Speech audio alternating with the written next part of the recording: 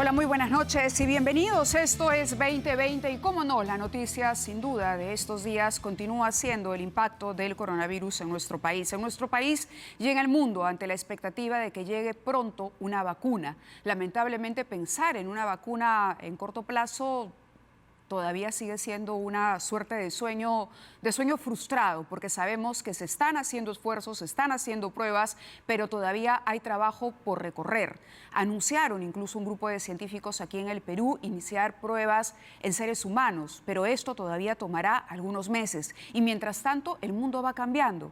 El mundo va cambiando y ya no es otro. No es que no será otro cuando termine la pandemia, es que en este momento estamos ya habitando un mundo diferente y nuestro país no la está pasando bien. No es que querramos ser pesimistas ni portadores de malas noticias, simplemente la crisis ha desnudado una serie de carencias y falencias sobre las que tenemos que trabajar. Las cifras actualizadas al día de hoy son 3.148 fallecidos. Más de 3.000 peruanos han perdido la vida a causa de este virus, a causa de esta enfermedad COVID-19. 108.769 los casos confirmados.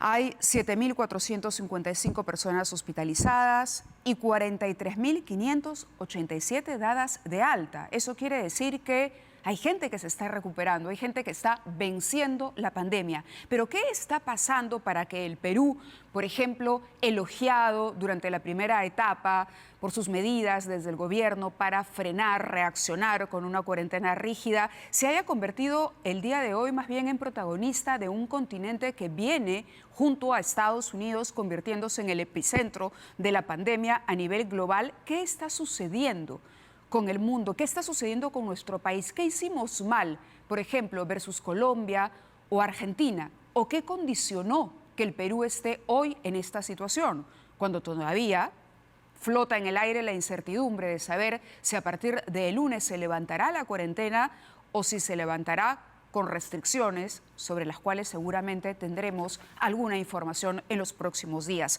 Vamos a empezar el programa con un invitado de lujo. Hemos podido convocar el día de hoy al señor Michael Shifter. Él es presidente del Diálogo Interamericano, una persona que conoce muchísimo sobre América Latina, ha vivido más de 50 años en este continente, ha vivido en el Perú en una época que quizá pueda ser para la gente que en este momento nos ve, para los peruanos de hoy, una referencia la más cercana a lo que ha sido una crisis, los años 80, con terrorismo y con crisis económica, hiperinflación, un país inviable en ese momento. Pero, a ver, los peruanos salían de Perú y buscaban refugio en otras naciones. El día de hoy, sin embargo, la situación es completamente distinta porque primero vivimos en un mundo globalizado y eso hace que no haya alternativas sino, por el contrario, mirar hacia adentro, y eso parece estar sucediendo en los distintos países afectados por el COVID-19. Michael, muchísimas gracias por habernos concedido esta entrevista. Le agradecemos porque sabemos que su agenda es bastante atareada, pero nos interesa mucho poder conocer cuál es su mirada, tener una visión mucho más a fondo y un análisis más completo de por qué nos está pasando esto y por qué América Latina básicamente está sufriendo mucho más que otros países y continentes. Bienvenido y gracias. Bueno, muchas gracias por la invitación. Es un gran gusto estar con usted y realmente yo tengo enorme afecto por Perú, por haber vivido ahí 4 años. Años muy complicados, pero ahí quedó mucho cariño para el país. Entonces, siempre es un placer. Mira, lo que está pasando básicamente es que esta crisis, esta pandemia, es muy revelador. Está revelando las deficiencias profundas que tiene muchos países de la región. Y Perú, a pesar de como usted dijo muy bien, empezó muy bien con unas medidas bastante estrictas, tomadas muy rápidamente, fue una envidia para el resto de la región, y ahora está con problemas muy graves, yo creo que por falta de un sistema de salud que realmente está desarrollado, que es adecuado, que tiene los recursos necesarios para funcionar y atender los enfermados. Entonces estaba un poco pasando la factura de muchos años de descuido y poca atención a esto. Y yo creo que Perú no está solo. En América Latina hoy día tal vez el epicentro de la crisis pandemia es Brasil, y también está mostrando muchas deficiencias. Y allí, encima de esto, tiene un líder que básicamente está negando la magnitud de la crisis y que está dando prioridad a la economía y empezar a trabajar y minimizando la gravedad. Pero en Brasil es realmente espantoso. Y claro, en Estados Unidos también, que siempre se pensó que era un país no modelo, pero desarrollado y con buenos sistemas de salud, también ha revelado muchas deficiencias. Y de hecho, Estados Unidos no estaba preparado como país para esto. Yo creo que hubiera sido difícil bajo cualquier administración, cualquier presidente, pero el hecho que tenemos un presidente que también ha perdido mucho tiempo en enfrentar, ha tenido políticas contradictorias, incoherentes, y no tiene mucho aprecio para los médicos y cientistas. Entonces está pagando el factor. Salió un estudio de la Universidad de Colombia hoy que dice justamente que si el presidente hubiera actuado más rápido, una semana, 2 semanas antes que actuó, hubiera salvado 30,000 vidas en Estados Unidos. Claro, él reaccionó como reacciona todo, diciendo que eso es una cosa política contra él y todo esto, pero esos son estudios serios que demuestran que realmente la falta de respuesta rápida, inteligente, eficiente a esta crisis ha costado muchísimo. Claro. Hemos hablado de Estados Unidos, hemos hablado de Brasil, de 2 presidentes que no se tomaron muy en serio el tema del COVID-19 en un inicio. Y bueno, estamos viendo las consecuencias, pero destacábamos en el caso de Perú, que sin embargo aquí aparentemente sí se tomaron medidas. Y es curioso porque el día de ayer una publicación de Financial Times destaca, por ejemplo, que el Perú es uno de los países que tomó medidas más estrictas, las más duras en cuanto a confinamiento y aislamiento social. Y sin embargo su curva es una de las más altas si la comparamos, por ejemplo, con Colombia o con Argentina, que tuvieron políticas mucho más flexibles para imponer una cuarentena.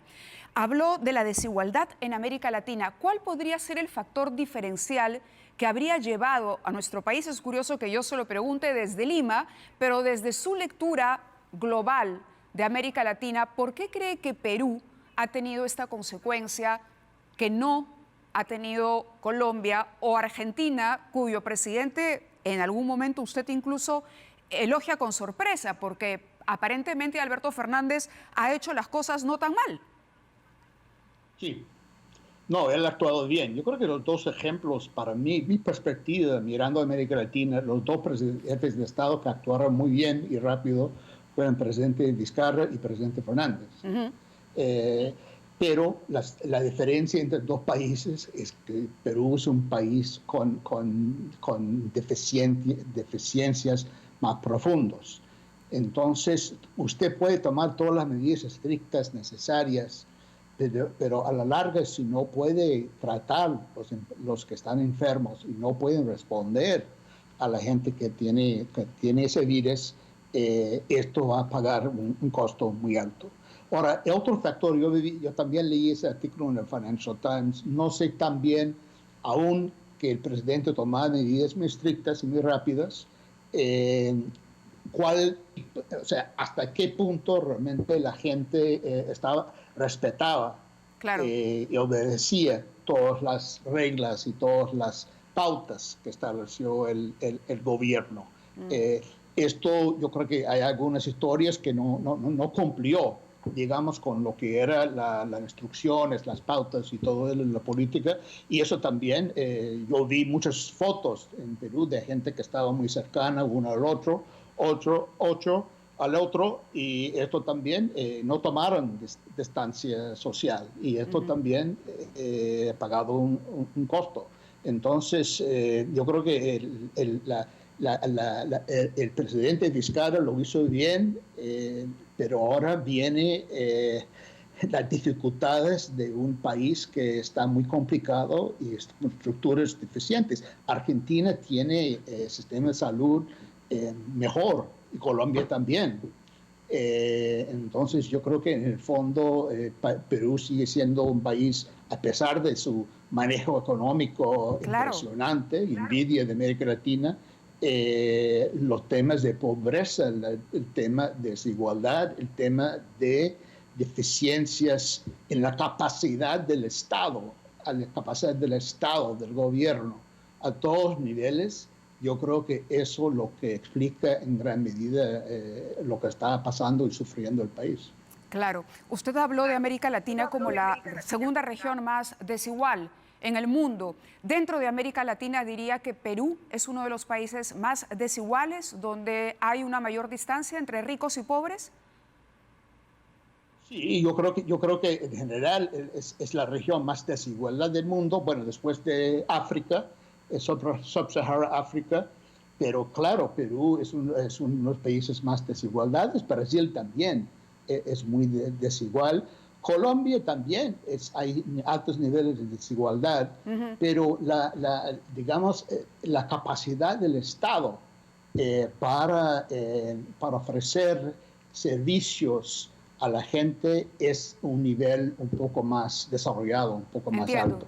En Perú había un descuido de esto, mientras que Perú ha tenido un boom macroeconómico, mucha gente beneficiaron, no realmente invirtieron en los niveles de recursos como deberían a los sistemas de salud y sistemas de educación también. Eso hace falta. Absolutamente. Habla de algunos factores, por ejemplo, que condicionan y que hacen más difícil la lucha contra esta crisis sanitaria en América Latina. El estancamiento económico, que no sería el caso de Perú, porque aún cuando no estábamos creciendo a los niveles de hace algunos años, la economía peruana, la macroeconomía peruana, como lo hemos mencionado varias veces en esta conversación, digamos, nos hacía creer que podíamos estar mejor preparados que otros en la superficie, pero habla de poderes judiciales politizados, de corrupción, de delincuencia. Quizá la corrupción sea un elemento y un poder judicial politizado el que lleva a Perú a colocarse en esta situación, porque la desobediencia social, el hecho de que mucha gente no haya respetado el confinamiento, cuando reviso sus declaraciones, me lleva a pensar que puede tener que ver con esta crisis política también, esta falta de credibilidad en los gobernantes.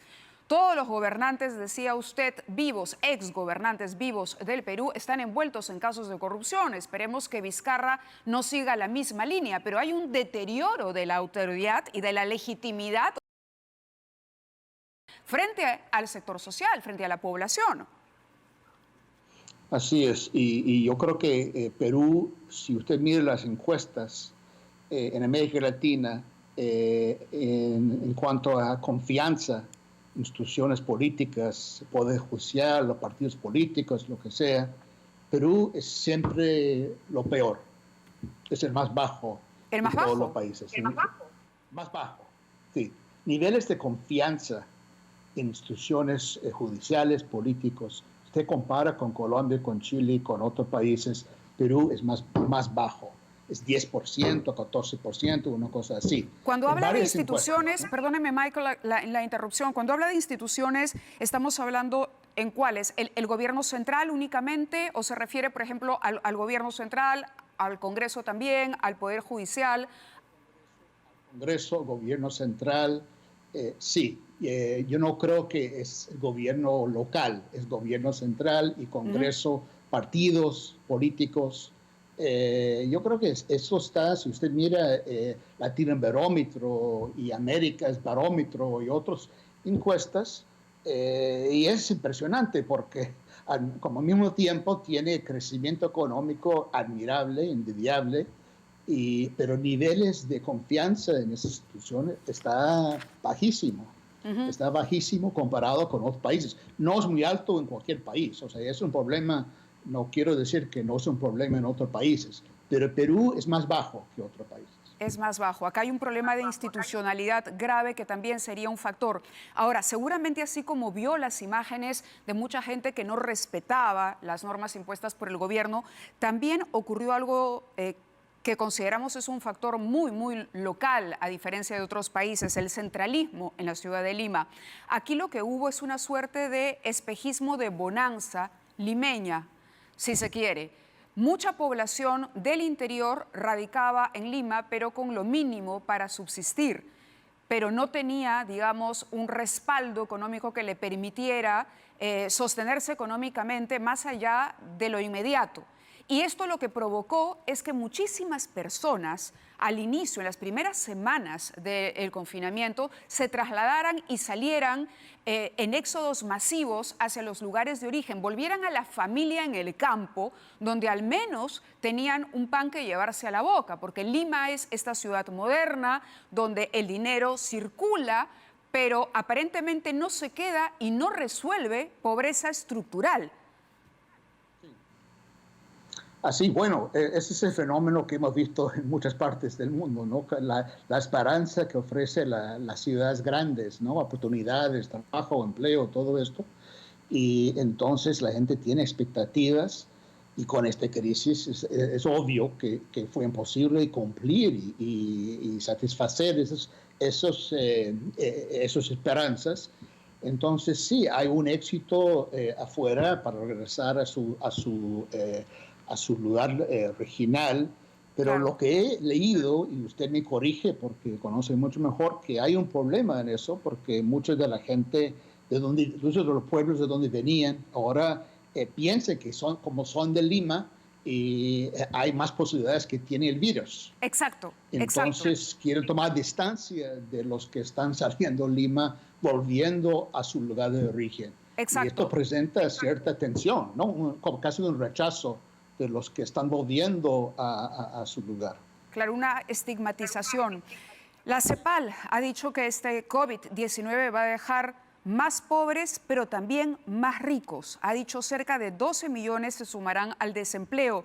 Lo curioso es que dice, así como habrá más pobres, parece ser que la clase media es la que va a sufrir más las consecuencias y se va finalmente a trasladar a la pobreza, pero también habla de un incremento en la población de mayores recursos. ¿Cómo entender un fenómeno de esta naturaleza? Bueno, lo que pasa es que esta crisis está agudizando las diferencias entre ricos y pobres. Y como usted dice, hay mucha gente que ya está pobre y otros que en la clase media se va a sufrir, pero hay otra gente que están muy bien acomodados en esa economía tecnológica, que lo maneja bien, que se siente cómodo, que conoce todos los aspectos de computadora, de cómo trabajar ahí. Y estos sectores van a estar favorecidos en el futuro, porque lo que ha hecho esta crisis, a mi juicio, es acelerar muchas tendencias que ya estaban caminando antes de la crisis. O sea, esto no es un problema nuevo, lo que es aceleración de una tendencia que habíamos visto antes. Y lo que dice CEPAL, que beneficios, los ricos también van a beneficiar más, es algo que hemos visto por lo menos en Estados Unidos por varios años, y ahora va a llegar a un extremo, porque es lo que hace esta crisis, porque obviamente los que están en sectores financieros y los otros sectores que trabajan con computadores y trabajan desde casa, es mucho más fácil. Yo creo que esa gente van a beneficiar. Sí, era interesante porque hay un artículo además que ha titulado El rol de las élites económicas y políticas. Y hemos hablado de la incapacidad del Estado. Los gobernantes no lo hicieron bien, pero ¿qué hay de las élites económicas? Por ejemplo, ¿cuál debería ser el papel de la élite económica en este momento? Aquí en Perú, por ejemplo, se habla mucho de imponer, y no solamente aquí, impuestos a la riqueza, impuestos al patrimonio, impuestos a la renta. ¿Cuál debería ser el papel de estas élites económicas que aparentemente van a ser las únicas que van a poder sobrellevar el impacto del COVID-19? Bueno, yo no creo que en este momento es un buen momento para aplicar impuestos. Pero a la larga, sí, yo creo que el papel del sector privado en este momento es tratar de enfrentar la crisis, de ayudar a la gente que está más afectado, porque está en su propio interés. O sea, esta cosa de la brecha que ya es muy grande, que va a ser más grande todavía, no es sostenible. No es sostenible, y yo creo que por lo menos el sector privado inteligente que tiene una visión para el futuro tiene que entender no es que son buenas personas necesariamente, es que quieren defender su propio lugar en la sociedad, sus propios intereses económicos, y tiene que empezar a tratar a transferencia de recursos, de inversión, de ayuda, de crear trabajo. Todo esto hay que dar un esfuerzo, y no sé hasta qué punto, si ahora, mañana se ponen impuestos para la renta y otros impuestos, Claro. si van a actuar de esa manera. Yo creo que lo más urgente es crear empleos, lo que puede hacer el sector privado, y creo que tiene que entender que eso está en su propio interés.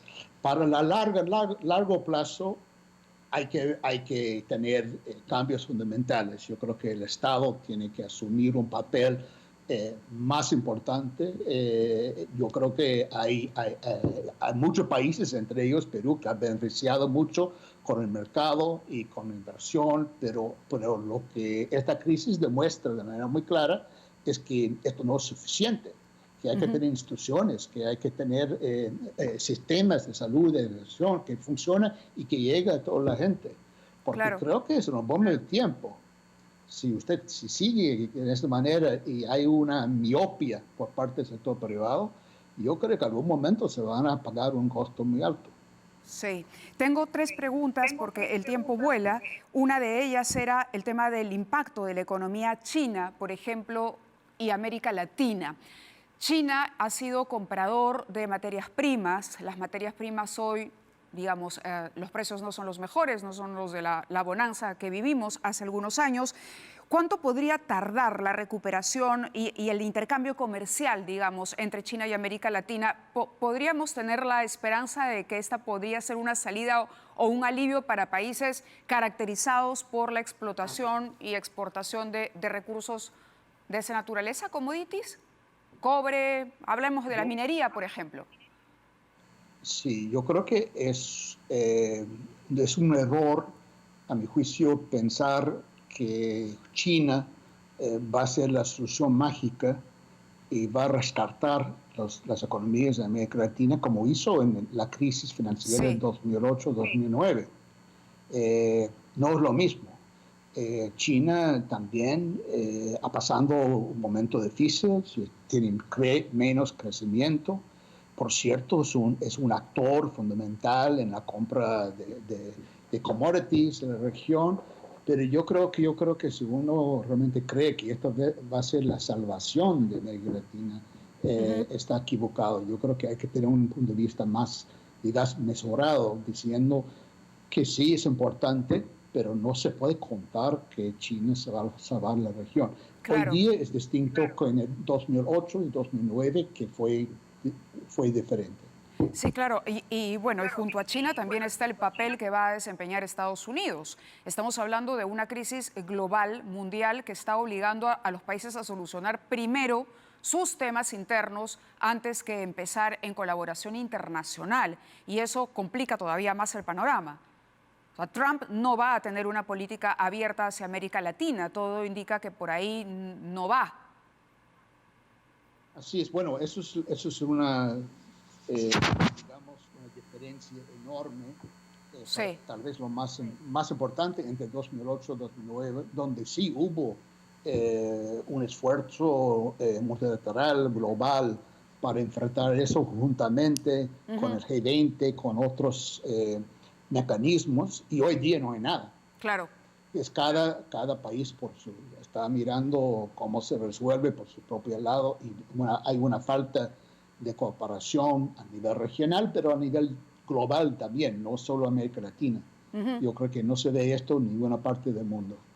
Venezuela, lamentablemente. Venezuela va a terminar ¿cómo? Porque Venezuela es uno de los países que más expuesto está, ya tenía una crisis humanitaria muy grave antes de esto, no hay información en la que se pueda confiar por el gobierno de Maduro. Trump, por otro lado, ha utilizado también el tema de Venezuela, me parece como distractor del tema que enfrenta a nivel nacional en su país. ¿Diría usted que va a ser el país que más caro va a pagar la crisis?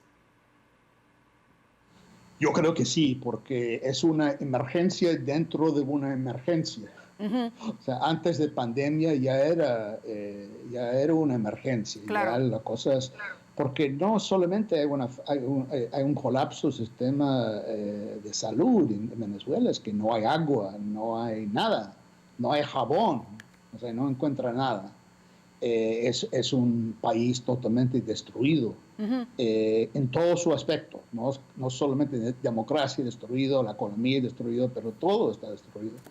Y claro, no se puede confiar mucho en las cifras que está dando el gobierno, porque hay mucha desinformación y no hay confianza de nadie en el gobierno de Maduro. Y la pregunta, perdóneme la interrupción, sobre Maduro, la quería vincular al peligro que podría tener o al efecto de esta pandemia en el Estado de Derecho y en las instituciones democráticas, en la posibilidad de que surjan, digamos, líderes populistas.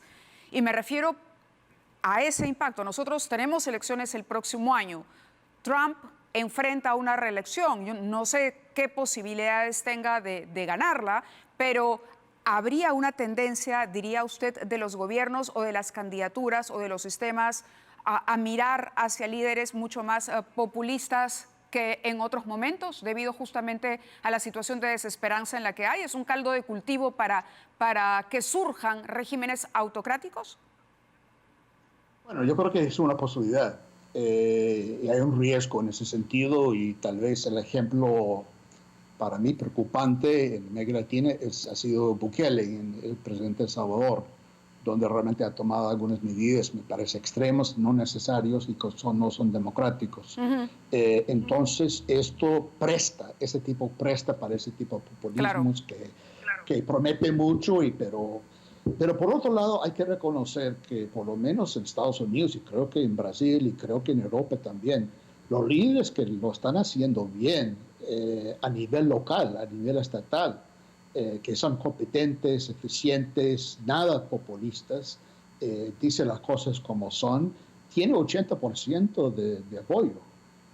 Entonces es un liderazgo competente, y yo estoy muy contento no con el gobierno nacional, pero estoy muy conforme con los gobiernos estatales, no todos, pero algunos, de Ohio, Nueva York, California, Maryland. Realmente ha habido una respuesta notable, muy buena.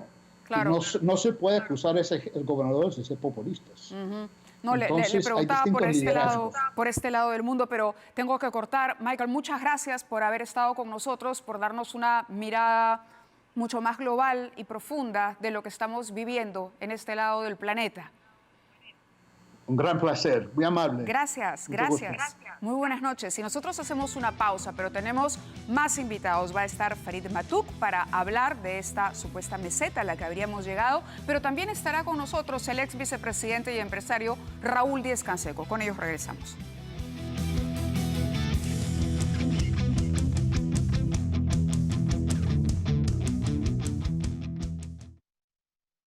Combate gérmenes y virus recordando estos consejos. Lava tus manos con frecuencia por al menos 20 segundos y usa productos desinfectantes que maten al 99,9% de bacterias y virus en superficies. Ayudemos a protegernos.